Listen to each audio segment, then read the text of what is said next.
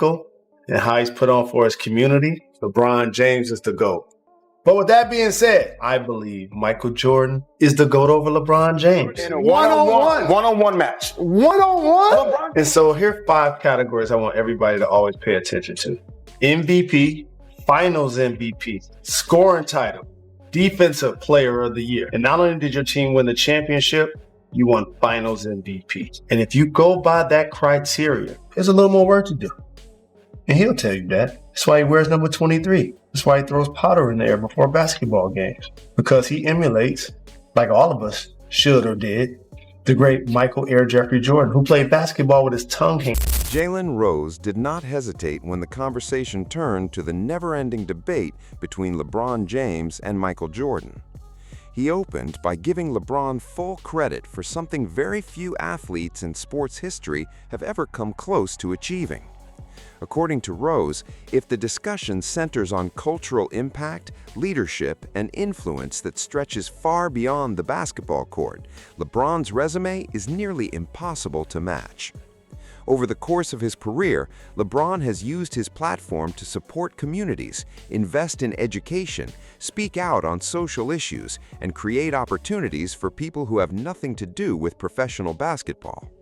His legacy reaches well beyond championships and career statistics. To a significant portion of his fan base, he has grown into something larger than a superstar athlete. He is a role model, a leader, and one of the most influential public figures of his entire generation. Rose made it clear that what LeBron has built off the court deserves enormous respect and should never be minimized in any serious conversation about his place in history. But then Rose pivoted the conversation in a completely different direction. He argued that once everything outside the game gets removed from the equation and the spotlight falls strictly on basketball itself, his answer shifts entirely. That is where Michael Jordan enters the picture. Rose explained that Jordan's dominance, his relentless competitive drive, his championship success, and his almost supernatural ability to perform when everything was on the line created a standard that still serves as the definition of greatness for a large portion of the basketball world. While LeBron's career has been remarkable and historic in ways that are undeniable, Rose's position is that Jordan remains the ultimate measuring stick when the evaluation is purely about basketball achievement and nothing else. Those comments immediately sparked debate, precisely because they came from someone who understands the game at the highest level and has personally witnessed the influence of both players across different eras. What gave Rose's statement its particular weight was that he was not dismissing LeBron's greatness in any way. He was praising it. What he did instead was separate the entire conversation into 2 distinct categories. In the first category, LeBron's impact on society, culture, and leadership places him among the most consequential athletes who have ever lived. In the second category, where the only thing that matters is what happens between the lines on a basketball court, Rose believes Michael Jordan still stands completely alone. It was a perspective that reignited one of the most passionate arguments in all of sports and reminded fans everywhere why the Jordan versus LeBron debate continues to captivate the basketball world the way it does. Whether people agree with Rose or push back against him, his position was impossible to misread. LeBron's influence beyond basketball is extraordinary and historically significant. But when the conversation narrows strictly to on-court greatness, Rose believes Michael Jordan is still the player that everyone else, including LeBron, is ultimately being measured against. Microphone and LeBron James to beat Michael Jordan in a one-on-one match. One-on-one? LeBron James is 6'9", 260. He moves like a guard.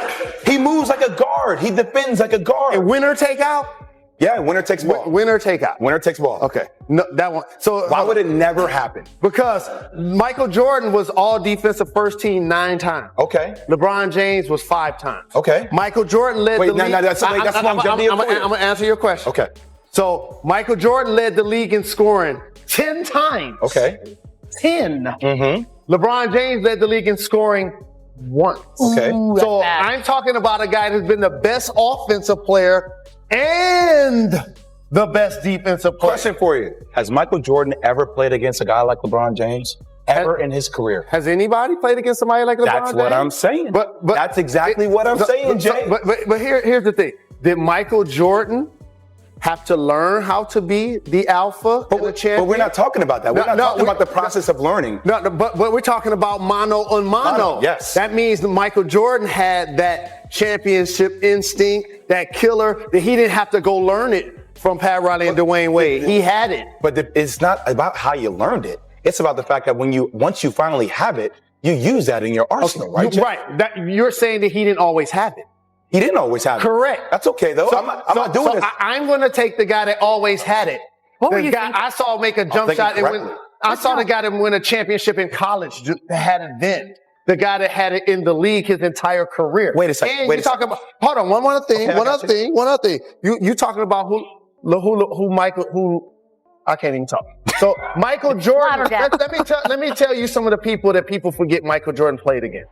He was dominating the league when they had a Celtics dynasty, when they had a Lakers dynasty, when the bad boy Pistons were there. Yep.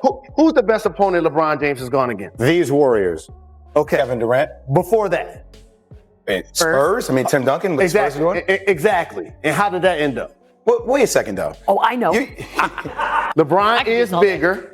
LeBron is more massive and stronger than Michael Jordan. Quicker. But Michael Jordan is the only player other than Hakeem Olajuwon. And I've been on the court and was like, he's the best player on the offensive side and the best player on the defensive side. Just because you see LeBron James going between the leg and behind the back and throwing left-hand passes against Terry Rozier, don't think he's going to be doing that against Michael Jordan. You're saying you don't think LeBron is the best offensive player and the best defensive player on the court when he plays? No. Defensive? No. Jalen Rose did not stop at simply praising LeBron James or drawing a basic comparison between two all-time greats. Instead, he laid out a clear and structured framework for measuring basketball greatness. In his view, the debate should be built around 5 major accomplishments that have historically defined the very best players in NBA history: MVP awards, Finals MVPs, scoring titles, Defensive Player of the Year honors, and championships won as the team's unquestioned leader. These are not statistics that shift with trends or get reinterpreted through modern analytics. They are the achievements that have consistently separated legends from everyone else across every era of the game. According to Rose, these 5 categories represent the foundation of basketball excellence and provide the most honest way to evaluate the greatest careers ever assembled. When Michael Jordan's resume gets examined through that specific lens, the numbers become very difficult to argue against. Jordan captured 5 MVP awards, won 6 Finals MVPs, claimed 10 scoring titles, earned a Defensive Player of the Year award, and was selected to 9 All-Defensive First Teams. And, most importantly, every single time the Chicago Bulls won a championship, Jordan was the central figure leading that charge. His 6 championships came across 6 finals appearances, producing one of the most celebrated and unblemished records in the history of professional sports.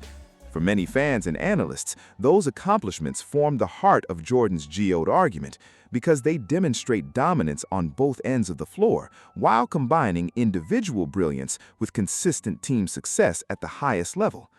LeBron James also brings an extraordinary resume to the conversation.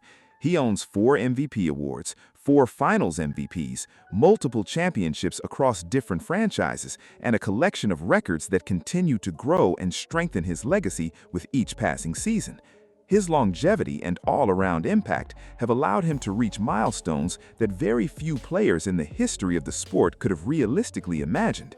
However, Rose's point was that when his specific 5-category standard gets applied, Jordan's achievements stand apart in several meaningful areas. That does not diminish LeBron's greatness in any way. It does help explain why so many former players continue to place Jordan at the very top of their personal rankings without much hesitation. Rose argued that Jordan did not merely meet the standard in those categories, he created it. He also suggested that Jordan's influence on the game stretches well beyond statistics and championship trophies. Long before LeBron became the face of basketball globally, Jordan had already established the entire blueprint for what a worldwide basketball icon could look and feel like. Through his style, his mentality, his competitive fire, and his cultural footprint on the sport itself, Jordan's presence shaped entire generations of players who came after him. That is a large part of why the comparison remains so compelling decades later. For Rose, the debate has never been about disrespecting LeBron's accomplishments. It has always been about recognizing that when measured against a specific and consistent set of basketball achievements, Jordan's resume still represents the benchmark that every superstar ultimately gets compared against, whether they acknowledge it or not. Rose's argument went even deeper than statistics, though. He suggested that many of the traits and traditions associated with modern superstars can be traced directly back to Jordan's influence on the game. In his view, Jordan established a standard that future generations would spend decades trying to reach and replicate. That is why, according to Rose, the GOAT debate cannot rely solely on longevity, accumulated counting statistics, or shifting narratives shaped by the moment. Instead, it always comes back to one fundamental question. When the pressure was at its absolute highest and the stakes were at their greatest, who consistently proved they were the best player in basketball? Rose believes Jordan answered that question more convincingly and more repeatedly than anyone else who has ever played the game. The conversation then shifted to one of basketball's most beloved hypotheticals, a straight one-on-one matchup between Michael Jordan and LeBron James. On paper, LeBron appears to hold several significant advantages. His combination of size, strength, speed, and court vision is unlike almost anything the league has ever produced. Standing 6'9" and carrying the physical power of a power forward while possessing the skills and instincts of a guard, LeBron can overwhelm opponents in almost an unlimited number of ways. Yet, Rose argued that a one-on-one battle is never decided purely by physical tools. He believes mentality, confidence, and competitive instinct become the true deciding factors once everything else gets stripped away. In his eyes, Jordan possessed a relentless competitive edge that defined his entire career from beginning to end. Whether the situation involved a game-winning shot, a grueling playoff series, or the weight of championship expectations, Jordan built a career-long reputation for embracing the biggest moments rather than being diminished by them. Rose pointed to Jordan's entire body of work as evidence of a player whose confidence never wavered, regardless of the circumstances. From his famous championship shot at North Carolina to his rapid ascent as the face of the NBA, Jordan always carried himself like the player who was supposed to decide what happened next. Rose's point was not that LeBron lacks greatness or competitive fire. Rather, he believes Jordan's competitive mentality operated at a different frequency entirely, creating an aura that opponents, teammates, and fans all recognized and responded to. According to Rose, that mindset is one of the primary reasons Jordan continues to hold such a special and untouchable place in the history of basketball. The discussion then expanded beyond individual skills and moved towards the quality of competition each player had to face throughout their career. Rose argued that greatness is often most accurately measured by the obstacles a player had to overcome on their way to the top, and Jordan's path was lined with some of the most formidable opponents ever assembled in the NBA. Before winning a single championship, Jordan had to battle through teams that were built to stop him and had the talent to do it. The Celtics of the 1980s featured multiple Hall of Famers and were led by Larry Bird, operating at the absolute peak of his career. The Showtime Lakers, anchored by Magic Johnson and Kareem Abdul-Jabbar, represented another dynasty that had controlled the league for years. Then came the Detroit Pistons, whose physical and aggressive style of play, including the infamous Jordan rules designed specifically to punish him every time he touched the ball, tested him in ways that would have broken lesser competitors. Time after time, Jordan endured playoff disappointments, physical punishment, and the kind of crushing defeats that defined careers. But rather than being defined by those setbacks, he absorbed them, learned from them, and used them as fuel. Eventually, he overcame every challenge, dismantled the teams that once blocked his path, and transformed himself from a transcendent individual talent into the dominant force of an entire era of basketball. For Rose, that journey through some of the toughest competition in NBA history remains one of the most powerful arguments for why Jordan continues to be viewed as the ultimate standard of the sport. Rose also returned to the distinction he had drawn earlier between off-court impact and on-court greatness. He praised LeBron genuinely and without reservation for his work in education, community investment, and social leadership, describing his influence beyond basketball as extraordinary and historically significant. But when the conversation narrowed strictly to what happens on the basketball court, Rose's answer did not change.